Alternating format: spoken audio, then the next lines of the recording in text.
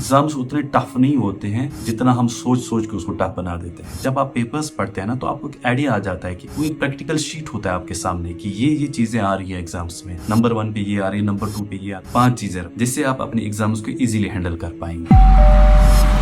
अस्सलामु अलैकुम। कहते हैं कि अगर आपको इल्म हासिल करने के लिए चाइना भी जाना पड़े तो आप चाइना भी जाइए, लेकिन कभी कभी क्या हमारी जिंदगी में हो जाता है कि हम इल्म तो हासिल कर लेते हैं, फिर इस परेशानी में पड़ते हैं कि एग्जाम्स को कैसे हैंडल करें। और ये ऑलमोस्ट सबकी जिंदगी में ये सिचुएशन आ चुकी है और कुछ की जिंदगी में अभी आने वाली होगी। तो एग्जाम्स को कैसे हम हैंडल करेंगे? कभी आपने कोई स्ट्रैटेजी इसके लिए तैयार की है कि एग्जाम्स को कैसे हैंडल करेंगे? एग्जाम्स उतने टफ नहीं होते हैं जितना हम सोच सोच के उसको टफ बना देते हैं। क्या इसके लिए आपने कोई शेड्यूल बनाया है या कोई ऐसा प्रैक्टिस आपने किया है जिससे आप एग्जाम्स को इजीली हैंडल कर पाएंगे?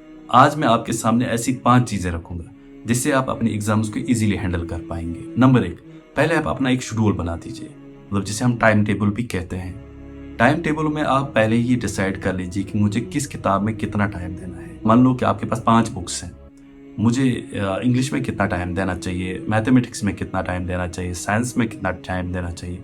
तो ये पहले आप डिसाइड कर लीजिए कि मेरा कितना टाइम किस सब्जेक्ट में चला जाएगा। जब आप ये प्रैक्टिस करेंगे आपकी पढ़ाई थोड़ी सी ऑर्गेनाइज्ड हो जाएगी। नंबर 2, जब आपने सारा शेड्यूल तैयार किया उसके बाद आप क्या करेंगे, स्टडी मटेरियल वो आप अरेंज करेंगे। क्वेश्चन आंसर के शीट्स होंगे, जो भी मटेरियल आपको लगता है, इसमें पेन हो, पेंसिल हो या कॉपीज हो, बुक्स हो या आंसर बुक्स हो, जो भी है व्हाटएवर, जो भी आपको मटेरियल चाहिए।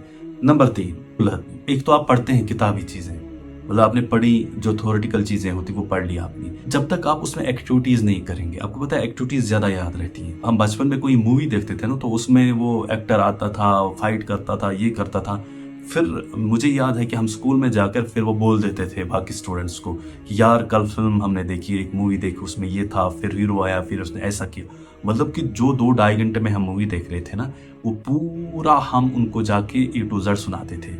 उसका मतलब ये हुआ कि जब भी आपके सामने कोई एक्टिविटी की जाती है वो आपको याद रहता है। जैसे आप खुद ब खुद टीचर बन के और खुद को पढ़ाने लगे, ये फार्मूला ऐसे सॉल्व करनी है, इसका ये लगाना है। बोर्ड पे अपना एक बोर्ड रखो, वहां पे अपने आप को पढ़ाना शुरू करो, या कुछ जो एक्टिविटीज हैं, गेम्स हैं इस सब्जेक्ट को रिलेटेड, उनको इन्वॉल्व करो अपनी पढ़ाई में। उससे एक तो आपका इंटरेस्ट रहेगा, आप एक्टिव रहेंगे और उसके साथ साथ आप चीजों को बहुत ही लंबे देर तक आप याद रख पाएंगे। नंबर 4, इसके साथ साथ जो पास्ट एग्जाम्स के पेपर्स होते हैं ना, वो आप अपने पास रखेंगे।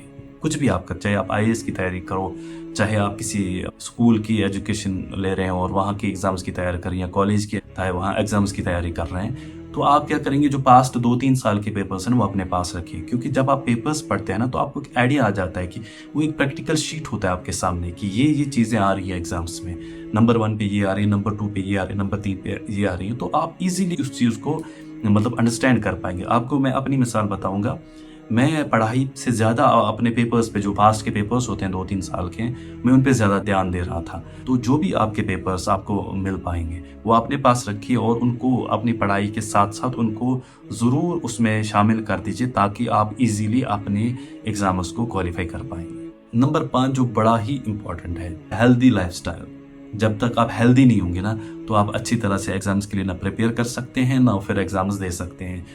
कि आपको सोना टाइम पे है, शाम को अगर आप जल्दी भी सोएंगे आपको सुबह मॉर्निंग उठना है, तो आपको वो हेल्थ का भी ख्याल रखने की इस दौरान कि मैं कहीं पे एक ही जगह पे बैठ कर मेरे घुटनों में प्रॉब्लम ना हो जाए। उसके साथ साथ आपको लोगों के साथ इन्वॉल्व भी रहना पड़ेगा, यानी कि आपको सोशल लाइफ कट नहीं करनी है ताकि आप अच्छी तरह से अपने आप को हेल्दी रख पाएं, ताकि आप अपने आप को डिप्रेशन फ्री रख पाएं, टेंशन फ्री रख पाएं, और उस चीज़ से ये इम्पैक्ट रहेगा, उस चीज़ से ये आपको हासिल होगा कि आप एग्जाम्स के लिए फ्री माइंड के साथ तैयारी कर सकती हैं और फिर जाके एग्जाम्स में भी अच्छा परफॉर्म कर पाएंगे।